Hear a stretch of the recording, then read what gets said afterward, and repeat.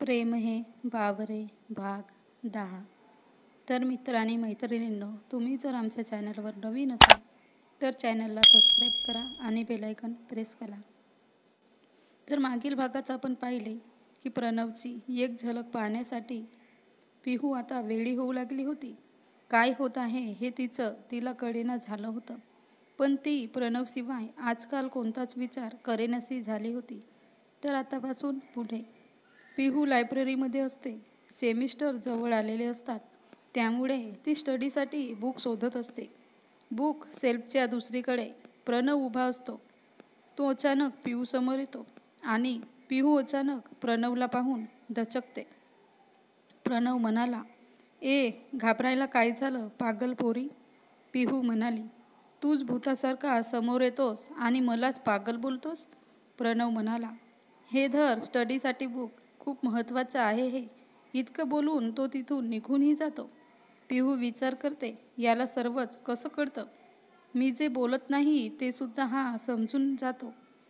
पावसाळ्याचे दिवस असतात, कॉलेज सुटतं आणि अचानक पाऊस सुरू होतो। पिहू थोडा वेळ वाट पाहते की पाऊस थांबेल व मग घरी जाऊ, पण पाऊस काही थांबायचं नावच घेत नाही। मग पिहू पावसातच घरी जायला निघते। प्रणव तिला भिजताना पाहतो, पण ती आपल्याच गडबडीत निघून जाते।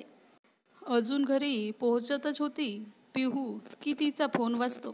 प्रणवचा फोन नसतो। अरे, आताच तर कॉलेजमधून आले, लगेच कशी याला आठवण आली? ती फोन उचलते।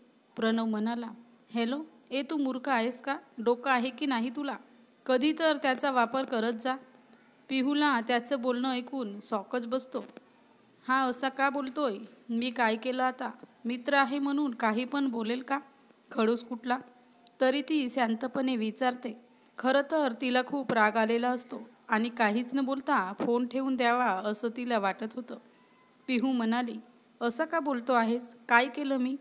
प्रणव म्हणाला, "तू भिजत का गेलीस? थोडा वेळ थांबता येत नव्हता का? असं कोणत्या परदेशात राहतेस जे विमान चुकत होतं तुझं? आता भिजलीस, आता पडशील ना आजारी? आधीच आहेस नाजूक बाहुली." आता मात्र पिहूला खूप हसू येतं। हा मी भिजले म्हणून इतकं ओरडत आहे? अरे देवा, काळजी करतो पण तेही खडूसपणातच। पिहू फोनवर हसते। प्रणव म्हणाला, "आता हसायला काय झालं?" पिहू म्हणाली, "काही नाही, काही नाही." प्रणव म्हणाला, "काळजी घे, मी ठेवतो फोन." प्रणव फोन ठेवतो, पण पिहू मात्र त्याच्याच विचारात गुंग होऊन जाते। असा का आहे हा? किती काळजी करतो आणि वरून खडूस बनतो?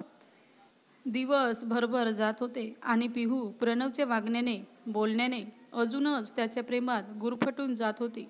आता तिला प्रणव नेहमी आपल्यासोबत असावा, आपल्यासोबत बोलावा, आपण त्याच्याकडे पाहत बसावं असंच वाटत होतं। पण कधीकधी त्याच्या खडूसपणाचा तिला खूप राग येई। उगाच आपण त्याचा विचार करतो, किती खडूस आहे तो तर. प्रणवचंही पिहूसोबत बोलणं खूप वाढलं होतं। तोही नेहमी तिच्या आसपास असायचा। रात्री प्रणवचा पिहूला मेसेज येतो, "प्रणव, हाय." पिहू, "हा बोल." प्रणव, "जेवलीस?" पिहू, "हो, तू?" प्रणव, "मीही जेवलो. आज शॉपिंगला गेलो होतो ग." पिहू, "तू किती शॉपिंग करतो रे? मी मुलगी असूनही मी इतकी शॉपिंग करत नाही आणि तू तर सारखा शॉपिंग शॉपिंग करतोस." प्रणव, "हो, तू मुलगी आहेस, पण इतर मुलींप्रमाणे तुला शॉपिंगचं वेड नाही, याचं मलाही आश्चर्य वाटतं." "अगं त्यात काय? काही आवडलं तर घेत जा ना." "बरं ते जाऊ दे, तुझ्यासाठी एक गिफ्ट आणलं आहे." पिहू, "माझ्यासाठी गिफ्ट? पण कशाला उगाच?" प्रणव, "अगं पाहिलं आणि तुझी आठवण झाली म्हणून वाटलं घेऊ, पागल पोरीसाठी." पिहू, "काय आणलं आहेस?" प्रणव, "आणलं तुझ्या आवडीचं, पण भेटशील तेव्हाच देणार." पिहू, "ए दे केव्हा पण दाखव ना, काय आहे ते तर सांग." प्रणव, "अगं किती उतावीळपणा, तुलाच देणार आहे, पहा ना तेव्हा." पिहू, "ए तू सांग, नाहीतर मी बोलतच नाही तुझ्यासोबत." प्रणव, "ए पागलपुरी, चिडू नको, थांब, फोटो पाठवतो." आणि प्रणव त्या गिफ्टचा फोटो पिहूला पाठवतो। पिहू तो फोटो पाहून खूपच खुश असते। त्या फोटोत एक डाल असते, पिवळ्या रंगाची, खूपच सुंदर। पिहू वाव. स्वीटू. प्रणव, कोण स्वीटू? पिहू, अरे ती डॉल, तिचं नाव ठेवलं मी. प्रणव, अजून ती इथेच आहे तोपर्यंत तू तिचं नावही ठेवलीस? पिहू, हो, मला तर कधी भेटेन असं झालं आहे तिला. प्रणव, अगं हो हो, मग सांग कधी भेटायचं? उद्या? पिहू, उद्या नको, परवा. उद्या काम आहे. राहू दे 2 दिवस स्वीटूला तुझ्याकडे. प्रणव, बरं ओके. पिहू, बाय. पिहू त्याच कॉफी शॉपमध्ये प्रणवची वाट पाहत असते जिथे ते पहिले भेटलेले असतात. प्रणव येतो. दोघेही एकमेकांना पाहून स्माईल करतात. पिहू प्रणवला स्वीटू म्हणजेच त्याने तिच्यासाठी घेतलेली डाल कुठे आहे असं विचारते. प्रणव म्हणाला, अगं तुझी स्वीटू आज जाळली होती पण वाचली. पिहू म्हणाली, काय? प्रणव म्हणाला, बॅगमध्ये घालून बॅग बाईकला अडकवली होती आणि बघ बॅग बाईक तापून थोडी जवळ जाळली आहे. बघ डालला कुठे लागला आहे का? असं म्हणून तो ती डाल पिहूला देतो. पिहू ती पटकन घेते आणि तिला पाहते.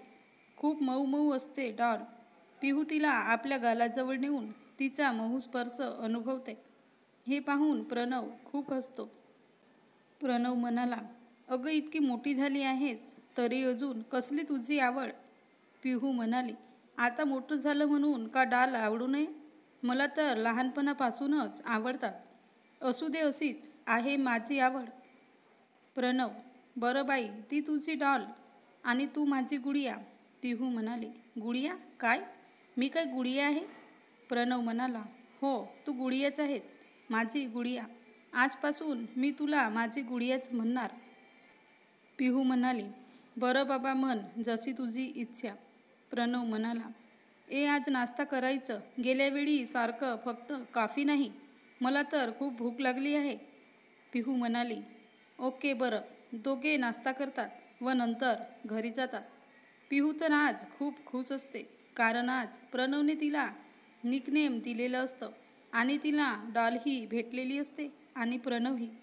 प्रणव किती आवडतो आपल्याला खरंच, पण फक्त आवडतो का? नाही, आवडीपेक्षाही जास्त. म्हणजे खरंच मी प्रेमात पडली की काय प्रणवच्या? हो, पण त्यालाही मी आवडत असेन का? अरे आवडत असतील ना. तो किती काळजी घेतो. इतरांसाठी तो अँग्री बॉय आहे, पण आपल्यासोबत किती प्रेमाने वागतो. काय करावं, प्रणव सिंबाई तर एक क्षणही जात नाही आजकाल आपला.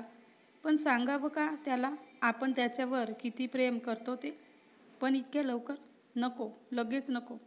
आधी आपण प्रणवला आवडतो का ते तर बघू. आणि तसंही त्याला आपण आवडत असलो तरी तो कधी बोलणार नाही. शेवटी खडूसच ना तो. आपल्यालाच बोलावं लागेल. पण मी तर ऐकलं होतं की मुलंच मुलींना प्रपोज करतात, पण इथे मला करावं लागेल. हे देवा, असं का रे? नॉर्मल मुलीसारखं मलाही का प्रेम मिळत नाही? मी कशाला विचारू? पण मी विचारले नाही तर मी म्हातारी होईन. पण तो काय बोलणार नाही आणि मी त्याची वाट पाहत बसून गाडी सुटायची ना. पण विचारूनच, पण थोडा वेळ तर जाऊ दे. पिहू आपल्याच विचारात झोपी जाते. दुसऱ्या दिवशी कॉलेजमध्ये जाते तर खूप गर्दी असते. त्यातून ती पाहू लागते काय झालं आहे तर एक मुलगा दुसऱ्या मुलाला खूप मारत असतो आणि तो गप्प मार खात असतो. सायलीही तिथे असते. पिहू म्हणाली, काय झालं गं सायली?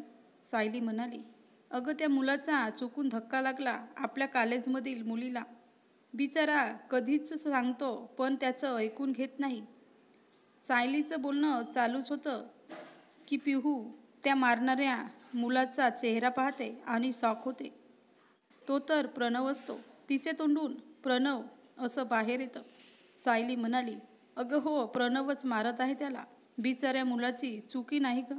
धक्का लागला तेव्हा मीही होते तिथे, पण हा प्रणव काही ऐकतच नाही. एकदा रागात आला की सगळं विसरतो. प्रणवचं असं वागणं पाहून पिहूची तर घाबरून गेली होती. किती भयानक मारतो हा, किती राग, बापरे.